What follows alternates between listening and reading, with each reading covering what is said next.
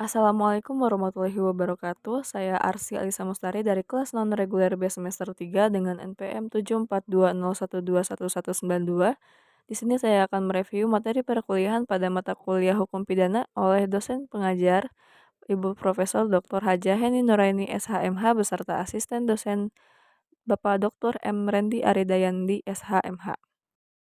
Baik, pembahasan pertama yaitu perbuatan berlanjut.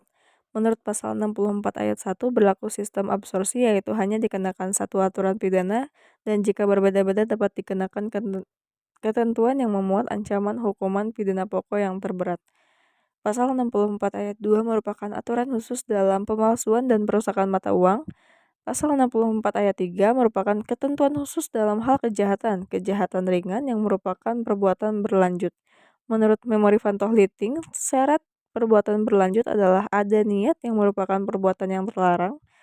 Di antara perbuatan-perbuatan tersebut dilakukan tidak terlalu lama dan tindak pidana yang dilakukan harus sejenis.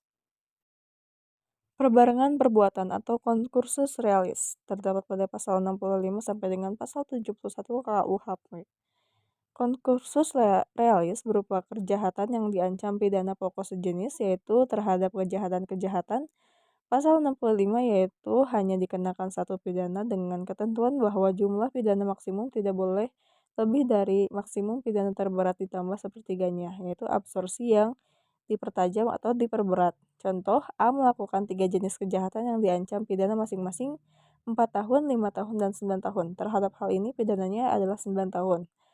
Tambah 1/3 kali 9 sama dengan 12 tahun.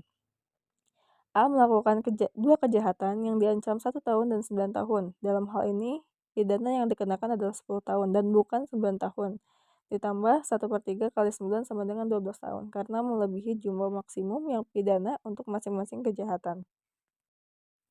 Concursus realis yang berupa kejahatan yang diancam pidana pokok tidak sejenis, yaitu berupa kejahatan ditambah pelanggaran. Menurut pasal 66, untuk semua jenis ancaman, pidana tiap-tiap kejahatan dijatuhkan tetapi jumlahnya tidak boleh melebihi maksimum pidana terberat ditambah sepertiganya. Sistem ini disebut kumulasi yang diperlunak atau diperingan. Contoh, A melakukan dua perbuatan yaitu pelanggaran dan kejahatan yang masing-masing dipidana 9 bulan kurungan dan 2 tahun penjara.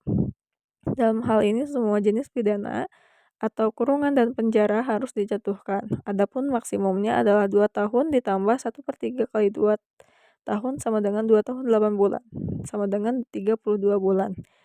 Jadi pidana yang dijatuhkan adalah bukan jumlah keseluruhan, 9 bulan ditambah dengan 2 tahun, sama dengan 2 tahun 9 bulan, atau bisa disebut 33 bulan.